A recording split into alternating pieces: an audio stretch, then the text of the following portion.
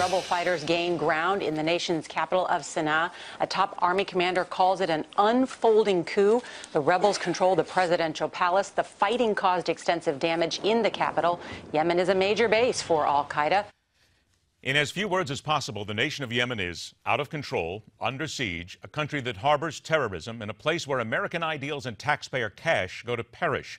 It is also a focal point for any war on those who would seek to kill us and anyone else who didn't follow their selected path. So, how and when do we deal with this murderous flashpoint? Let's welcome back to Midpoint, the political analyst focusing on the Middle East and the rise of radical movements. From Mint Press, Catherine Shakdam joins us again. Catherine, always a pleasure to have you on the show. Thank you for having me. Catherine, from what you hear coming out of Yemen, they are calling it a coup. The American government is saying no such thing. What's the truth? I don't think it is a coup. If it was really a coup, I think the Houthi would have moved against President Hadi a long time ago. I would say that they would have done so back in September. They did not, they understood that, that would only bring more chaos and of course let the door open to al-Qaeda. Therefore, they have decided to, to keep President Hadi in place. However, he is under, stricter control, I would say, and he's very much under their control. Is it not fair to say, though, that whatever happens, and certainly something is happening right now, the president has been moved out, the prime minister has been moved out, the government is under siege, that the AQAP, which is the al-Qaeda in the Arabian Peninsula, there is a power vacuum here, and it is a perfect setting for al-Qaeda to take control of this country?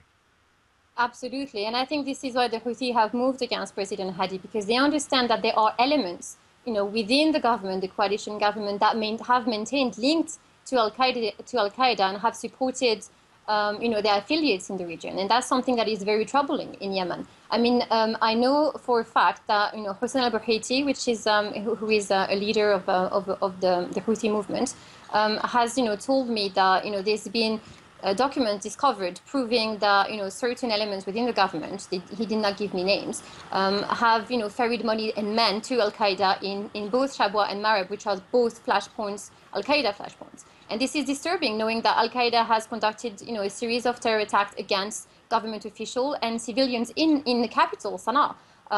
There's also a camp, a training camp, an al-Qaeda training camp north of Sana'a in Al-Hab, which is about an hour away.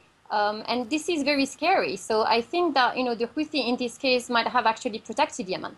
All right. Now, I have in my hand here a couple of different articles, and they all pretty much use the same sort of wording. They're calling Yemen a U.S. ally in the fight against al-Qaeda.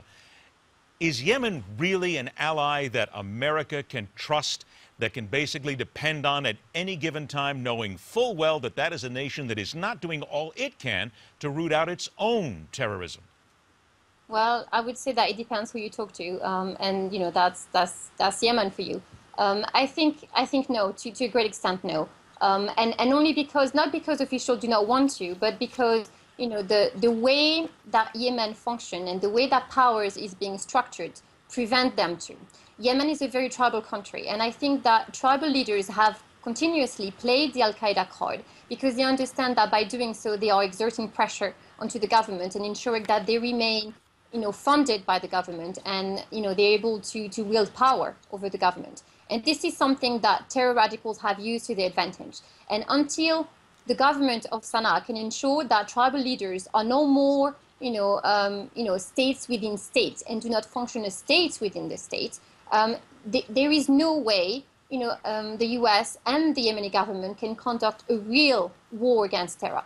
And this is something that we need to address. And I think that, in a way, it has been an American failure because they have, officials have failed to recognize the fact that, the Yemeni government was unable, not that they did not want to, but unable to conduct, a serious war against terror. When we talk about an American failure, September 2014, just 4 months ago, the President of the United States said about Yemen that this counterterrorism campaign will be waged through a steady, relentless effort to take out ISIL wherever they exist. He basically said that the war on terror in Yemen was a success. Yourself, the people who know the reality of what goes on there, do they see those words from the president, hear him talk, and basically, to use an American phrase, think that he is just as clueless as possible and he has no idea what really is going on the ground and he gets it all wrong no matter what he says about Yemen?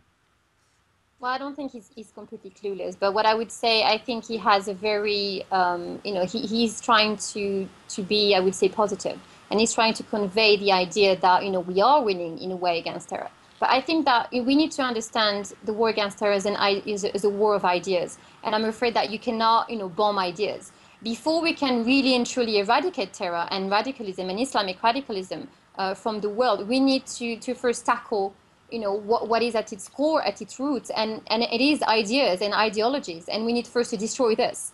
But to do this, we need to be able to promote, democracy. We need to be able to lift poverty. When you look at Yemen, most of people have to live with less than $2 a day, and of course, when they see radicals and Al Qaeda militants coming to them and offering them, money and housing and a future for their youth, it is very enticing. And a lot of people, feel that they have no choice almost. And there's also this narrative of fear, where people feel that if they cannot fight Al-Qaeda, they might as well join them. And this is something that I think the American government has failed to address and recognize, because, they continue to believe that drones, for example, will do the trick, that sending more troops or more aid to government that siphon money to other places will do the trick. And it is not working. I mean, we have seen this over the past few years. It has only fed radicalism in the region. And I think until there is, a broad, overall thinking that, people go back to the drawing tables and decide to really look at radicalism in a different way, nothing will get done. Catherine, I only have about 35 seconds left here. Is Yemen, the fact that they have so many terrorist camps there and training camps, are they the key to starting a toppling of the terrorists that attempt to attack America and the West? I think what we need to do is to cut funding to those radicals. If you cut the funding, you will cut their lifeblood. Cut the funding to the government too, to Yemen? We need to look at who we're funding. That's the very thing. And if there are officials that are linked to Al-Qaeda, then we need to make sure that there are no more officials. That's the thing. We need to really have a hard look at who's America's funding and who other powers in the region, are funding. It's not the case of just throwing money at Yemen, and hoping that, all will be for the best. We need to really look at where the money is going and why. It is always the old adage, follow the money. Catherine Shakdam, always a pleasure to have you on the show. Look forward to the next time. Thank you. Take care. Other side of a brief intermission. The fallacy of asking others to pay for middle-class America improvement when all the money we need is right there for the asking. It's coming up on Midpoint.